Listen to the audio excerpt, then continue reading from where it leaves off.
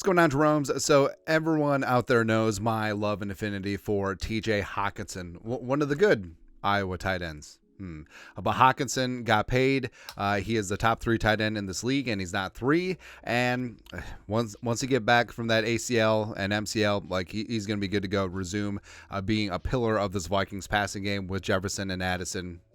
He's great, right? But like we said, he is probably going to start the year on the PUP list. And in the draft, we are all about BPA. Outside of quarterback, BPA, best player available. Just get talented dudes into your team, and guess what? That's good. That's good. Now, enter one Brock Bowers. That's right. So, again, I can already hear, why are you trying to draft tight end, dude? Well, don't worry about it. Also, it could end up being a spot where maybe the Vikings get boxed out on one of the big 4 quarterbacks, and maybe they don't go with Penix or Nix at 11, right? And also, if there's a run on quarterbacks, if there's a run on tackles and offensive and wide receivers, maybe Brock Bowers finds his way outside the top 10, and maybe he's just sitting there chilling, winking at us at number 11. Now, do it for Francis Tarkenton. Do it for Anthony Edwards. Joja. Now, I'm not drafting Bowers to replace Hockenson. I'm drafting Bowers to work in conjunction with Hockenson and become the best tight end duo in the National Football League history. And on the field, like Gronk and Hernandez. So there you go. Let's talk about Brock Bowers today. So background, 21 years young, 6'3", 243, a true junior coming out of Napa, California, 4-star recruit. It was a good vintage. Yes. So hit the ground running right away. Became a superstar tight end, a 2-time national champion, and frankly, he should be regarded as one of the best tight ends in college football history. True freshman. 13 touchdowns, 56 catches, 882. No big deal. No problem, man. But career 175 catches, 2,541 yards, receiving 26 touchdowns over those 3 years.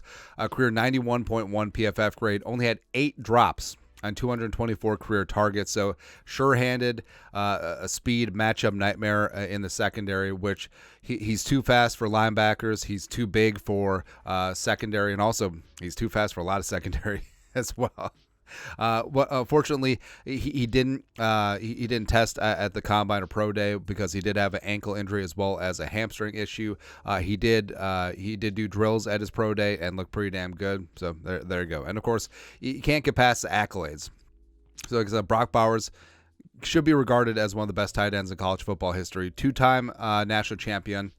Also won the John Mackey Award twice for best college tight end. Unanimous All-American last year. First-team All-American in 2022. Second-team All-American in 2021. SEC Freshman of the Year, as well as 3-time first-team All-SEC, which, I don't know, like they play some good football in that conference. It's crazy, man, right? And Brock Bowers scouting report from NFL.com's Lance Zierlein. NFL comp George Kittle. I think he's like a souped-up George Kittle, man. But overview, prolific pass-catching tight end with a rare blend of acceleration, speed, body control, and hands that could breathe a new life into a stale NFL offense. Bowers was a high-volume target at Georgia and led the team in receiving yards in all 3 of his college seasons. He plays with relentless pacing as a route runner, allowing him to beat man coverage. Also, he's highly effective at exploiting zone pockets for first downs and chunk plays. Bowers' secret sauce might be his ability to rip through tacklers and pile on yardage after the catch. He'll be an adequate move blocker and give effort at the point of attack, but that is one area where his game falls short of George Kittle.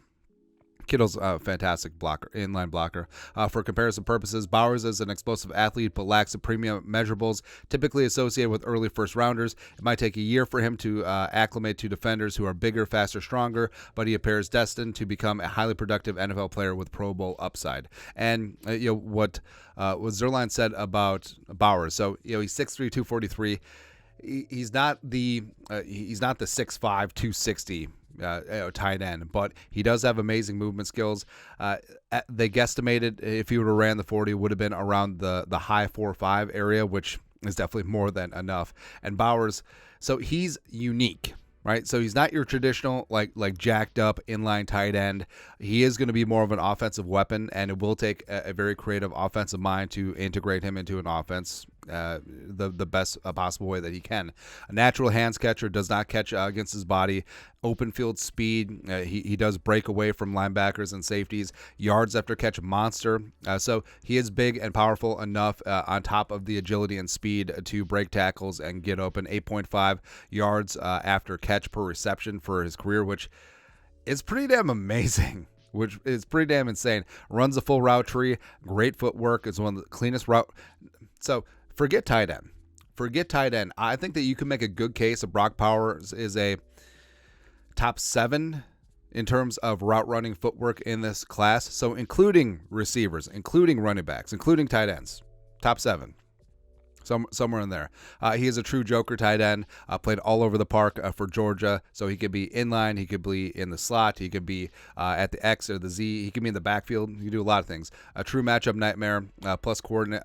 Also, he's insanely good at jet sweeps. 19 carries, 183 yards, 5 touchdowns, 9.6 yards per carry during his time at Georgia. So he does, again, on the field, the way that the Patriots used Aaron Hernandez as a running back, as a tight end, as a receiver, as a slot, on the field, Bowers could do that even better.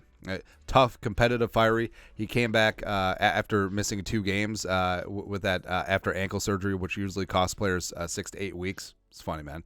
He is a capable blocker given his size, but he's not tier 1, but that's perfectly fine. And like we said, we want Bowers in conjunction with Hockenson.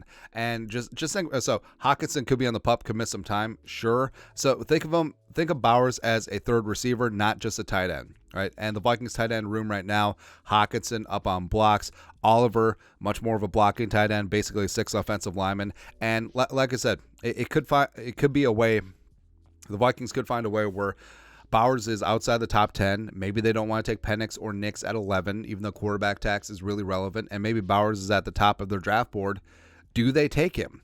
Because I feel like there will be some pushbacks like, oh, well, you have Addison and Jefferson and Hockenson already in place. Why would you take Brock Bowers? Well, it's contingency plans, right? So Hockenson, knocking on all the wood, will be coming back 100%, maybe 110%, right?